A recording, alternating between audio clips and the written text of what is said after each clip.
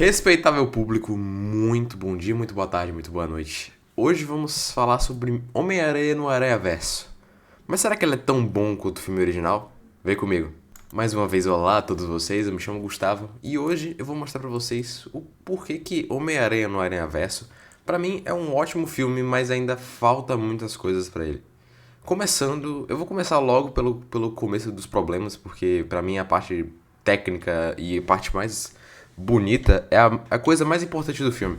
Eu não queria dizer, tipo assim, que o filme é ruim, longe disso. Ele tem uma parte negativa que pra mim, tipo, pesou muito na hora de. Depois que eu saí do cinema, porque, tipo, eu senti uma sensação muito ruim saindo do cinema, mas que o primeiro filme não me trouxe. Que o primeiro filme, ele pra mim é sensacional, ele é incrível. Ele pode não ser, tipo assim, uma aula de roteiro, ele pode não ter o roteiro mais espetacular do mundo, mas ele é um filme que traz a essência do que é ser o Homem-Aranha.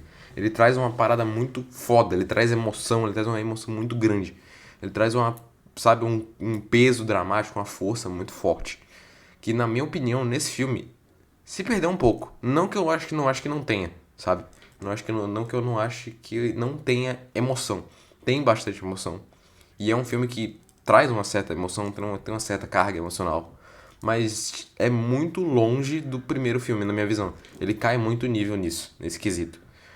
Outro quesito que pra mim é o ponto negativo é que o filme ele me parece muito inacabado. Como assim? Eu sei que vai ter uma parte 2 o Homem-Aranha no Aranha-Verso, parte 2 vai ter, né? Que no caso se não me engano, é além do Aranha-Verso, se eu não me engano, que vai ser a continuação. Então, vai ter a continuação, isso é certeza, já tá todo mundo ciente disso. Mas a grande questão é, o filme, ele foi fechado com muitas pontas soltas. E, tipo assim, me trouxe uma sensação de, tipo, cadê o final? Sabe? Tipo, eu queria ver o final. E inclusive, até uma situação engraçada. Porque na sessão que eu fui, tinha um garoto que ele, na hora que o filme apareceu de continua, ele gritou, eu gastei R$ 20 nessa. E não acabou o filme, tipo. E eu confesso, ele não tá errado. Porque essa exatamente a sensação que me trouxe nesse filme. De tipo. Faltou muita coisa ainda, sabe? Tipo, faltou o final mesmo. Faltou o final, não tem final o filme, sabe? Apesar de que eu gostei muito do filme, no geral. O filme, no geral, é muito bom. E isso eu não devo negar a ninguém. Existisse muito um medo que a equipe que foi do filme original, ela não voltou pra esse filme aqui. Isso eu devo dizer. A equipe não voltou pra esse filme. Mas eu devo dizer pra vocês, isso não é um problema. Definitivamente não é um problema. Porque o filme, ainda assim, tecnicamente, é um primor. Falo pra vocês, é sério. É um absurdo de bom o quão esse filme é. Tipo, é bizonho, é bizarro, bizarro. Que, tipo, cada quadro do filme é basicamente, é como se fosse uma tela, uma obra de arte. É absurdo, assim. É muito, muito, muito, muito bem feito. O filme tem quadros, tipo assim, que tem no mundo da Gwen, por exemplo. Eu vou dar um pequeno spoiler agora, mas, tipo, no mundo da Gwen é uma coisa, um tom mais colorido, um tom mais roxo, meio rosa, meio azul, assim, meio azulado. É um tom mais. Que representa mais a personagem, sabe?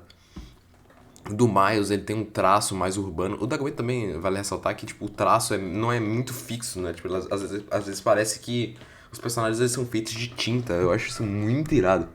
E, tipo, essa estética no geral.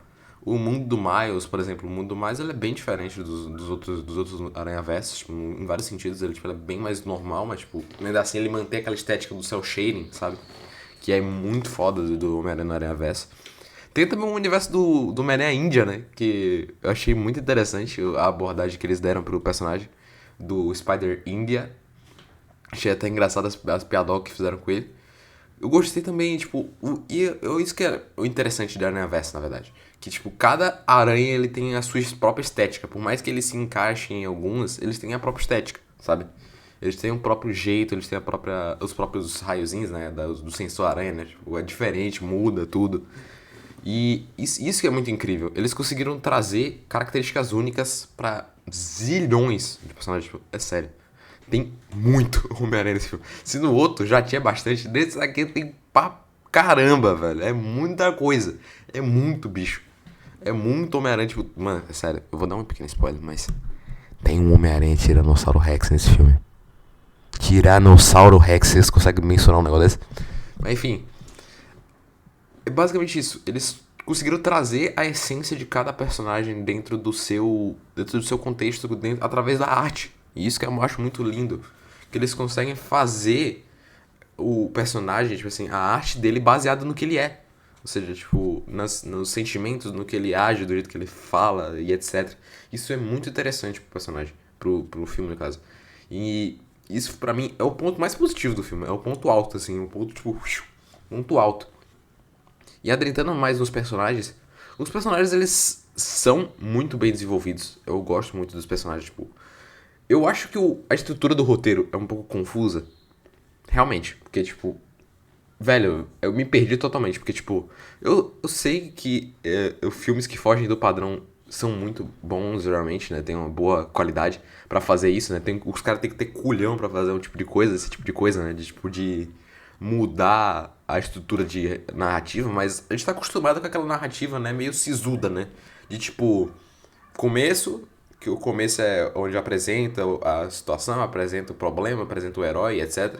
O meio, que é onde tudo vai ficar dando merda, e o final é que é onde o problema se encerra, né? De uma maneira boa ou maneira ruim. E nesse filme não tem muito esse arco de, tipo, começo, meio, fim, tá ligado? Não tem.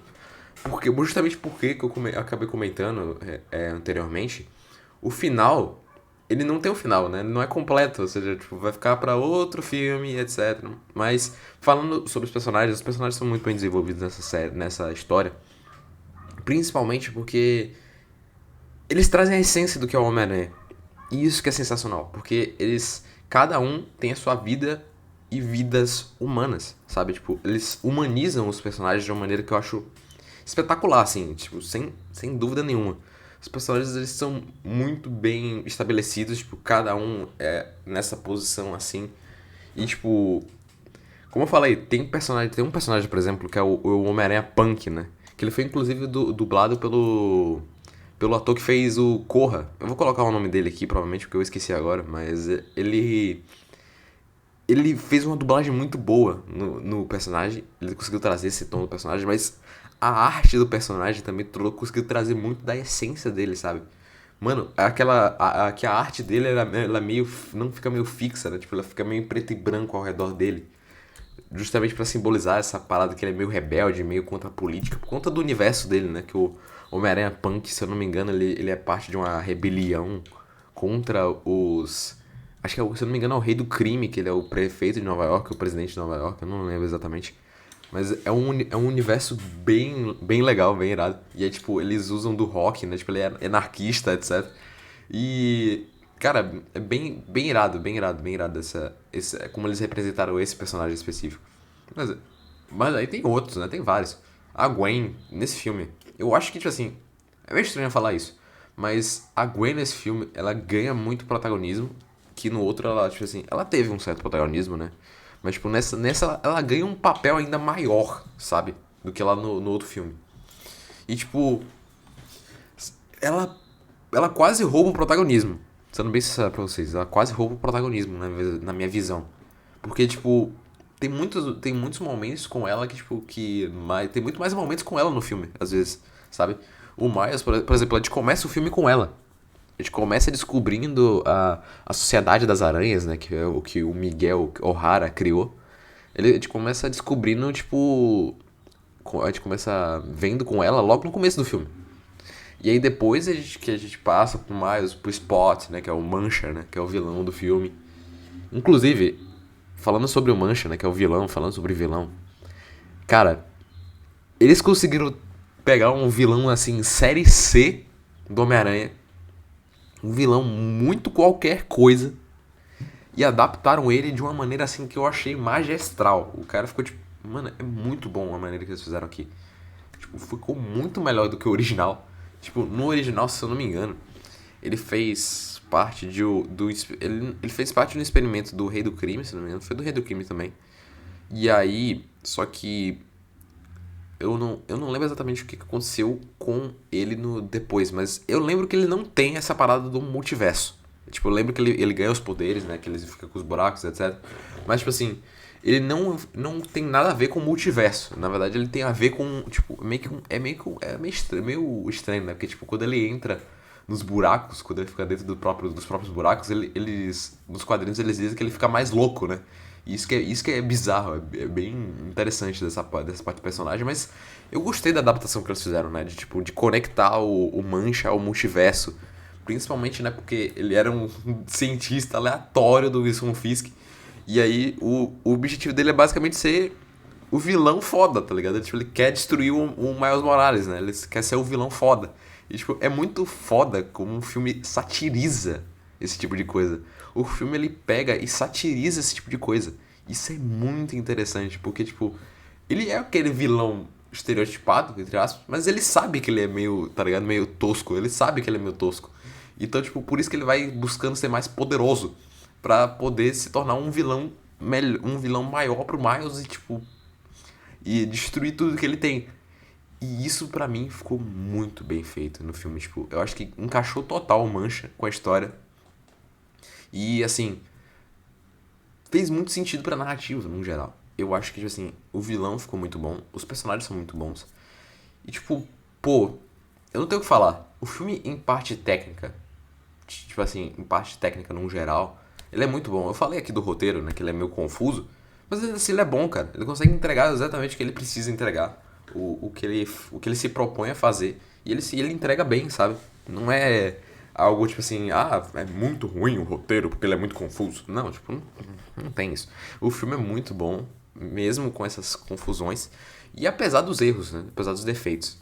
Apesar desses defeitos que eu falei, comentei anteriormente. Falando também sobre o Homem-Aranha 2099, ele tem um papel de vilão também nesse filme. O Mancha ele é um vilão, mas ele é meio que o sub-vilão nesse filme, já que o grande vilão mesmo é o Miguel O'Hara. E que, cara, ele tem um desenvolvimento muito bom, muito bem feito no geral, tipo, que por conta da família dele, porque ele perdeu a família dele aparentemente no universo dele canônico, né, no universo dele original. Só que ele procurou em outro universo a família dele. Ele acabou encontrando a outra família, né? Acabou encontrando a filhinha dele em outro universo. E ele foi até esse universo, e aí é que a gente tem a explicação dos eventos canônicos, né? Que todos os Homens-Aranha passam por algum evento canônico, né? Que é um tio morrendo, por exemplo, o tio Ben, né? Que é todos têm o seu tio Ben, todos têm o seu Capitão Stacy, tá ligado? Tipo, é a mesma coisa. Todo mundo tem um evento trágico, tá? Não é necessariamente trágico, mas todo mundo tem esse evento canônico, né? Que é algo que não pode ser alterado. Em teoria, né? Não pode ser alterado, mas provavelmente no próximo filme vai ter alguma alteração, né? Possível, bem possível que esteja alguma alteração no cânone, né? No geral. Mas é isso. Cara, esse contraste de ideias entre o Miguel e o Miles é muito interessante. E também um contraste com a Gwen. Que isso é muito interessante. Porque a Gwen, ela também tem um contraste com o Miles, porque, tipo, ela também, ela aceita o cânone, mas ela, tipo, aceita meio receosa, sabe? Tipo, ela fica meio, pá, assim, vai, não vai, sabe? Aquele negócio. Depois, no final, ela vira pro lado do Miles e diz assim, não, vamos tacar o dane-se pro cânone e é isso aí. Porque ela viu que o pai dela, ele não vai mais ser capitão, ele não vai mais morrer, né? Vai ser outra pessoa que vai morrer no cânone dela, né, no caso. Isso é bem interessante, né, esse conceito. E, tipo, cara, pra mim o Miguel, tipo assim, é muito legal isso. Porque o Miguel, a gente consegue entender o Miguel, sabe? Ele não é um vilão, tipo assim, que... Ah, eu vou destruir o mundo e eu sou mau e eu, pá, mato você, não sei o que, tá ligado? Tipo, ele é um vilão que dá pra compreender, é compreensível. É crível as atitudes dele, sabe? E não que ele também ele seja um vilão necessariamente, ele não é um vilão. Mas ele tá agindo de maneira errada. E ele não tá entendendo isso, né? Ou certo, né? Dependendo da visão também. E é isso, e eu acho isso muito interessante. O Homem-Aranha 2099 já é minha versão favorita dos quadrinhos, mas nesse filme, pra mim, ele subiu no meu conceito. Absurdamente, assim, foi muito absurdo. Mas é isso, meu respeitável público. Muito boa tarde, muito boa noite. Seu mágico está saindo. Valeu!